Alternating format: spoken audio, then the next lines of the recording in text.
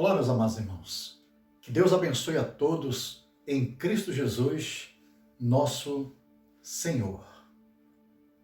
Amados, hoje eu quero compartilhar com vocês uma mensagem sobre cuidado.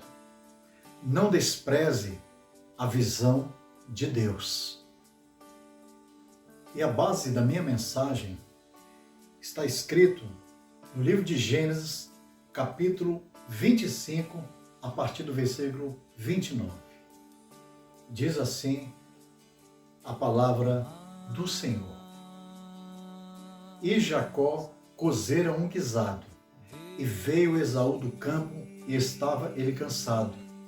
E disse Esaú a Jacó: deixa-me, peço-te, comer desse guisado vermelho, porque estou cansado. Por isso se chamou o seu nome Edom. Gênesis capítulo 25, versículo 29 a 30. Amados, Esaú era o primogênito, e isso assegurava a sua posição no direito da maior parte da herança, do direito de ser o cabeça, o sacerdócio da família, e também da esperança da vinda do Messias, Cristo, ao mundo. Hoje, a primogenitura corresponde à posição que o crente possui em Cristo. Entretanto, nessa posição espiritual, temos uma visão e a missão dada por Deus, algo que devemos valorizar e zelar até o fim. Esaú tornou-se um perito caçador. Vivia para os prazeres da caça, os quais lhe sugavam toda a energia, ao ponto de desprezar a sua posição no direito de primogenitura, demonstrando assim um caráter devasso e profano, como diz a palavra do Senhor. E ninguém seja devasso ou profano como Esaú, que por uma simples refeição vendeu o seu direito de primogenitura. Hebreus capítulo 12, versículo 16. Amados, em toda a Bíblia, Esaú é apresentado como profano. No grego, a palavra profano significa mundano, vulgar, sem santidade, fora do templo ou desviado. Esaú sempre possuía um comportamento mundano. Assim sendo, sua visão espiritual era desprezada. Esaú se preocupava somente com esta vida terrena e logo vendeu a Jacó o seu direito de primogenitura. Como diz a palavra do Senhor. Então disse Jacó: vende-me hoje a tua primogenitura? E disse Esaú: eis que estou a ponto de morrer, e para que me servirá logo a primogenitura? Gênesis capítulo 25, versículo 31 e 32. Amados, o nível de profanação cometido por Esaú foi extremamente degradante e desprezível. Esaú pensava somente no logo, no agora, no hoje, no seu ventre, nesta vida terrena e no presente século, e, consequentemente, lançou fora o seu direito de primogenitura, sem se importar com a visão de Deus, sua recompensa e o seu futuro eterno. Amados, observe mais uma vez a mente estranha de Esaú. Para que me servirá logo a primogenitura?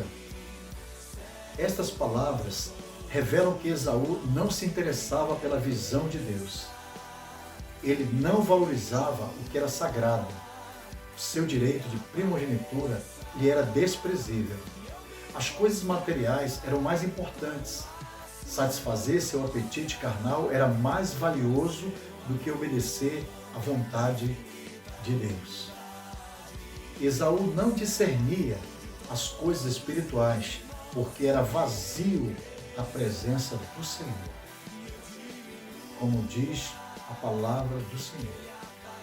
Ora, o homem natural não aceita as coisas do Espírito de Deus, porque para ele são loucura, e não pode entendê-las, porque elas se discernem espiritualmente. 1 Coríntios capítulo 2, versículo 14. Esaú não podia entender as coisas do Espírito de Deus com relação à sua posição de liderança, porque a sua mente era totalmente natural, carnal e mundana. E, consequentemente, vendeu a sua primogenitura, como diz a palavra do Senhor. Então, disse Jacó: jura-me hoje. E jurou-lhe e vendeu a sua primogenitura a Jacó. E Jacó deu pão a Esaú e o guisado das lentilhas. E ele comeu e bebeu e levantou-se e foi-se. Assim desprezou Esaú o seu direito de primogenitura. Gênesis capítulo 25, versículo 33 a 34. Amados, Jesus nunca disse: vendei tua visão, tua liderança, teu chamado, teu ministério, tua vida espiritual ou tua fé. Portanto, será que alguns dentre nós não estão vivendo como Esaú? Quantos querem seguir somente o evangelho fácil, um evangelho que promete bênçãos? Nada contra as bênçãos de Deus. Mas quando Jesus diz: se alguém quer vir após mim, negue-se a si mesmo, tome a sua cruz e siga-me, logo suas atitudes demonstram que são totalmente contrário à vontade do Senhor. Amados, Esaú tinha um comportamento totalmente contrário ao do Filho de Deus. Jesus não tirava o foco de sua visão. Ele discernia claramente a sua responsabilidade na grandeza de sua missão. Seu apetite era totalmente espiritual em obedecer à vontade do Pai. E podemos observar isso quando ele foi tentado no deserto por Satanás, desprezando assim os pães da tentação, preferindo o alimento da palavra de Deus, como diz a sua palavra. Mas Jesus lhe respondeu: está escrito, nem só de pão viverá o homem, mas de toda palavra que sai da boca de Deus. Mateus capítulo 4, versículo 4. Amados, Jesus não comeu os pães da tentação porque sua comida era fazer a vontade do Pai, como diz a sua palavra. Disse-lhes Jesus: a minha comida é fazer a vontade daquele que me enviou e completar a sua obra. João capítulo 4, versículo 34. O desprezo às coisas de Deus sempre aconteceram na história do povo de Israel. A caminhada pelo deserto, a nação israelita desprezou o pão do céu, maná, tratando-o como pão vil, como diz a palavra do Senhor. E o povo falou contra Deus e contra Moisés: por que nos fizeste subir do Egito para que morrêssemos neste deserto?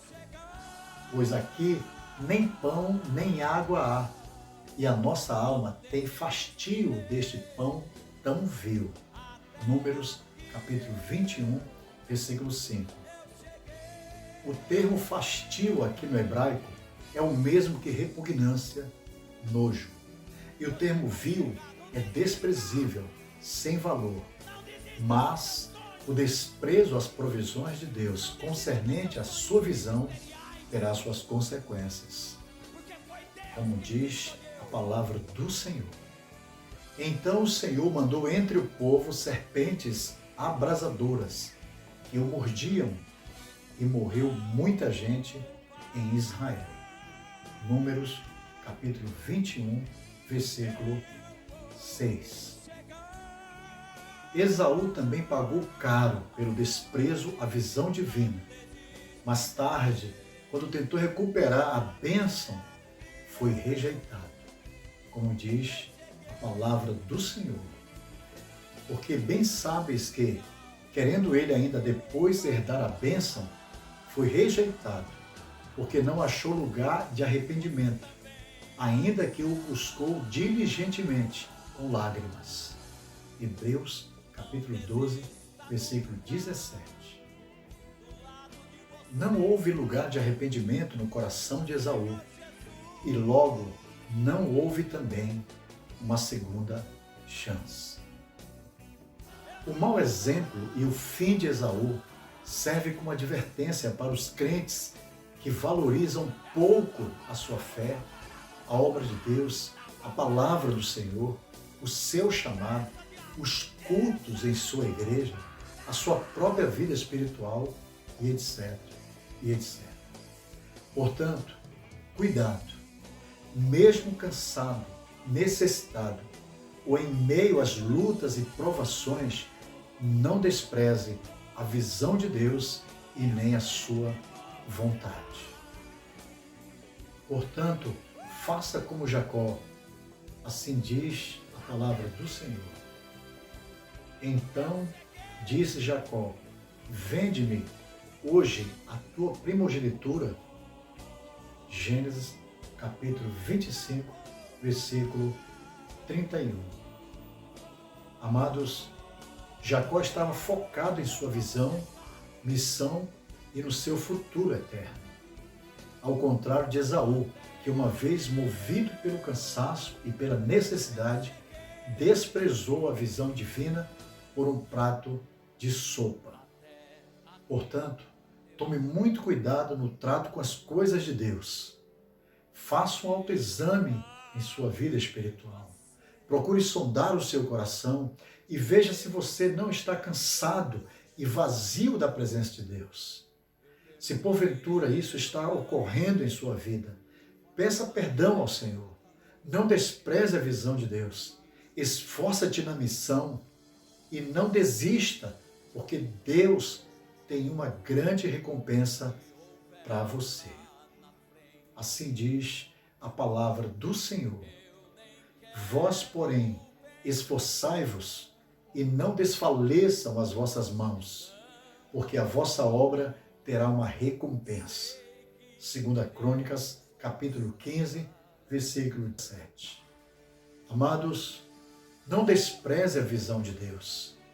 Cumpra a sua missão, porque certamente você será grandemente abençoado pelo Senhor.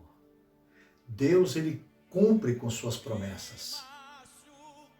Portanto, eu não sei como está a sua vida espiritual, mas deixe eu orar por você e sua família. Eu creio no poder da oração. Quando oramos, falamos com Deus e Ele se manifesta para aqueles que lhe invocam. Vamos orar ao Senhor.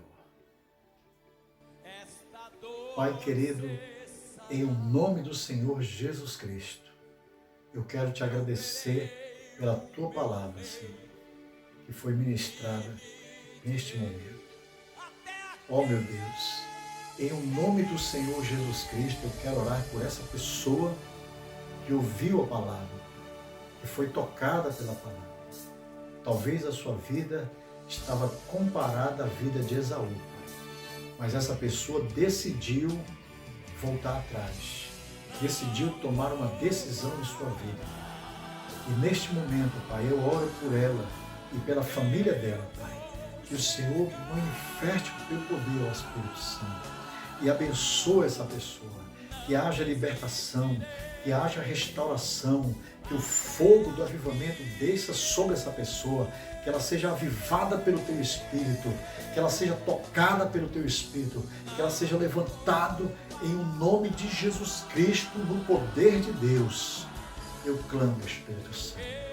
Ó Espírito Santo, abençoa, Pai, a família dessa pessoa. Que haja também cura, Pai. Cura física, cura emocional, cura espiritual, cura na vida sentimental, cura na vida familiar. Eu abençoo em o nome de Jesus e expulso qualquer que seja o mal, doença, espírito de enfermidade da vida dessa pessoa, em nome de Jesus. Amém.